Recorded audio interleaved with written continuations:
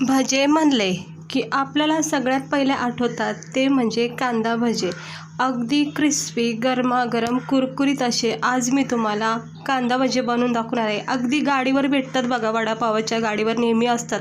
हे असे कांदा भजे परफेक्ट बनवलेले आहेत.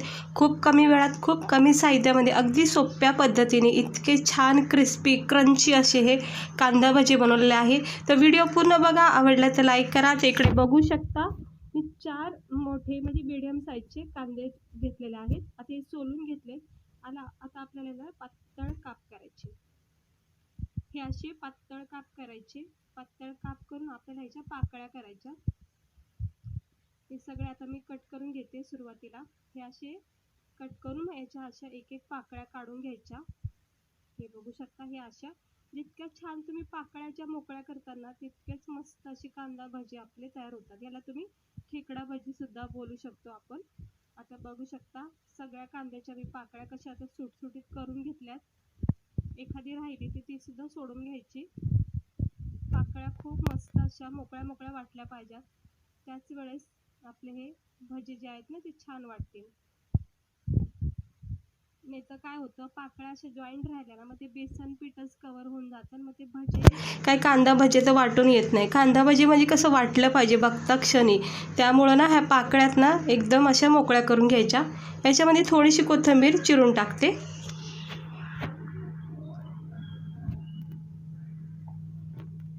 आता मी याच्यामध्ये चवीनुसार मीठ टाकून घेते. हे बघा, आता मी याच्यामध्ये चवीनुसार मीठ टाकून घेतले. थोडंसं मिक्स करून घ्यायचं हाताच्या किंवा चमच्याच्या साहाय्याने. हे असं खालीवर केलं की मिक्स होऊन जातं. थोडंसं हलक्या हाताने याला चोळून घ्यायचं. कांद्याच्या पाकळ्याला मस्त असं मीठ कव्हर झालेलं आहे. कोथिंबीर सेट झाली याच्यात. आता आपण याच्यामध्ये लाल तिखट टाकायचं. तुम्ही हवं तर 2-3 हिरव्या मिरच्या सुद्धा टाकू शकता, पण लाल तिखट गरजेचंच आहे. 1-1.5 चमचा आवडीनुसार तुम्ही कमी जास्त करू शकता. त्यानंतर अर्धा चमचा हळद टाकलेली आहे मी. अर्धा चमचा धना पावडर आणि अर्धा चमचा गरम मसाला पावडर. हे अर्धा चमचा हा गरम मसाला पावडर टाकलाय. आणि आता जिरे टाकते. गरम मसाला आता टाकलाय, सुरुवातीला जिरे टाकून घेतले.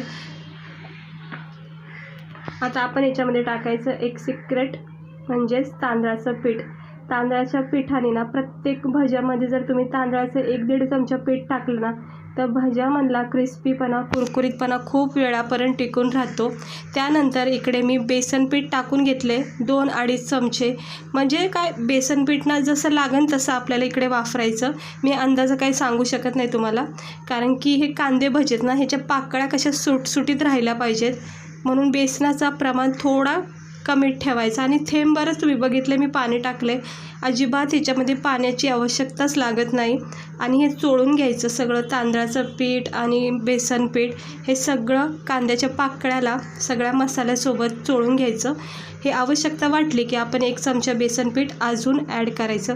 अगदीच बेसन पीठ कमी नसल्यामुळे नाही टाकायचं, नाही तर काय होतं सगळ्या तेलामध्ये ना कांद्याच्या पाकळ्या सुटून जातील. त्यामुळं बेसन पीठ बरोबर टाका जसं लागन, जोपर्यंत बॅटर असं घट्ट आवळून जात नाही ना तोपर्यंत. हे बघा, आता भरपूर असं परफेक्ट झालेलं आहे. बेसन पीठ टाकून ह्याला असं व्यवस्थित मिक्स करून थोडा वेळ द्यायचा, जेणेकरून कसं बेसन पीठ पॅक होऊन जातं. आता याला मी थोडा वेळ देते. कढाईमध्ये तेल तापत ठेवलेलं आहे. लगेचच आपण भजी करून घेऊया.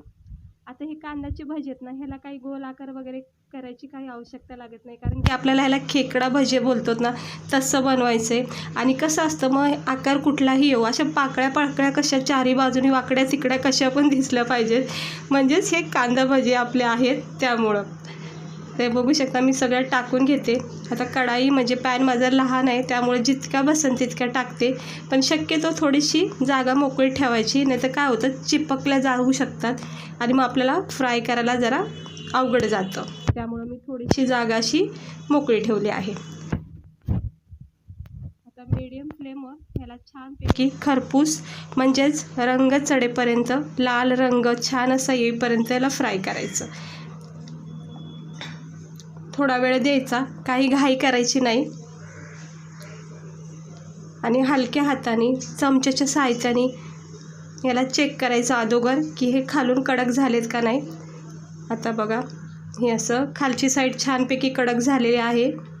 तर मी बारक्या चमच्याने करते. बारक्या चमच्याने जर तुम्ही पलटी केलं ना असं खूप सहजपणे होतात. हे असं थोडा वेळ लागतो.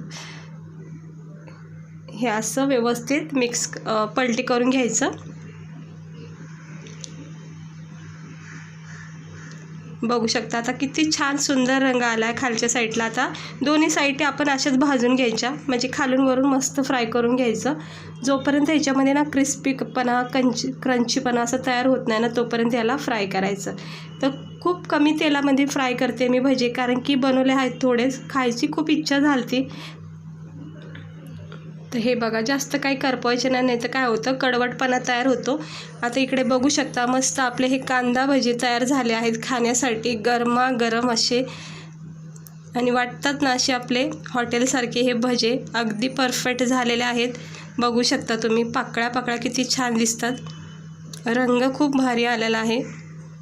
म्हणजे आपण जास्त काही याला करपवलेलं सुद्धा नाही, म्हणजे जास्त वेळ फ्राय केलं नाही. जास्त वेळ फ्राय केलं की कडवटपणा तयार होतो. आता उरलेला जो बॅटर आहे त्याचेसुद्धा मी आता भजे याच्यामध्ये पाडून घेते. जसं येईल तसे टाकायचे, काही गोल आकार द्यायचं गरज नाही आहे. आता मी हे टाकून घेतले, सगळे टाकून घेते एक एक करून. थोडंसं अजून बॅटर उरलं आहे ते नंतर फ्राय करते. आता तोपर्यंत हे 2 बॅचचे भजे झालेले ते तुम्हाला दाखवते.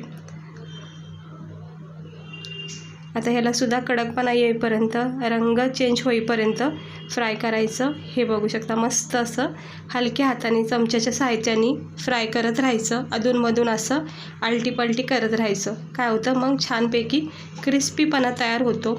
अगदीच हाय फ्लेम ठेवला ना मग वरच्यावरनं रंग चेंज होतो लगेच, पण आतमध्ये ना बॅटर वगैरे सगळा कच्चा राहून जातो आणि मग आपल्याला खाता वेळेस ते जाणवतो कच्चापणा. त्यामुळे ना मंद आचेवरच याला चांगलं फ्राय होऊन द्या.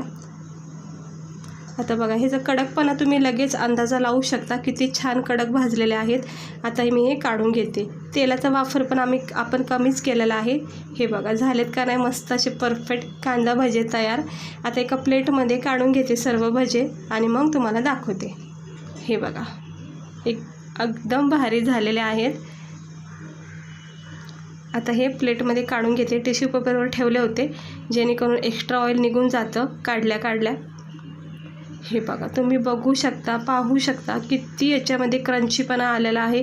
आत्ताच जस्ट काढले आहेत. थोडा वेळ झाला की याच्यामधला कडकपणा अजून तयार होणार, कारण आपण ह्याच्यामध्ये तांदळाचं पीठ वापरलेलं आहे. तांदळाच्या पिठामध्ये खूप छान क्रंचीपणा राहतो भाज्याला. तर हे बघू शकता तुम्ही आपले हे कांदा भजे किती भारी वाटतात. ते अगदी हॉटेलमध्ये गाडीवर भेटतात बघा असे वडापावसोबत, एकदम तसेच झालेत. आतमध्ये बॅटर एकदम छान असा भाजून निघाला बेसन पिठाचा आणि खूप टेस्टी चवदार असे हे कांदा भजे तयार झालेत खाण्यासाठी. केचपसोबत गरमागरम करून खायचे किंवा गरमागरम चहासोबत तर अप्रतिम ह्याचा आनंद येतो. पावासोबतसुद्धा तुम्ही खाऊ शकता किंवा भाजीसोबतसुद्धा तुम्ही याला सर्व करू शकता.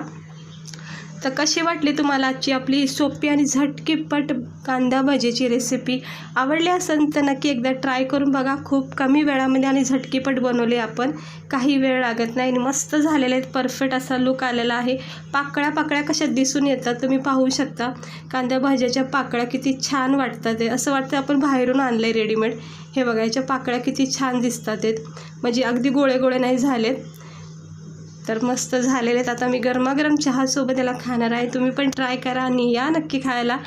तर कशी वाटली नक्की सांगा. तर भारी आहे ती कांदा भजी, खूप भारी लागतात, टेस्टी असतात, झटकीपट होतात सुद्धा आणि सगळ्यांच्या आवडीचे सुद्धा आहेत. तर चला भेटते मी तुम्हाला पुढच्या व्हिडिओमध्ये. स्वस्त राहा, मस्त राहा आणि काळजी घ्या.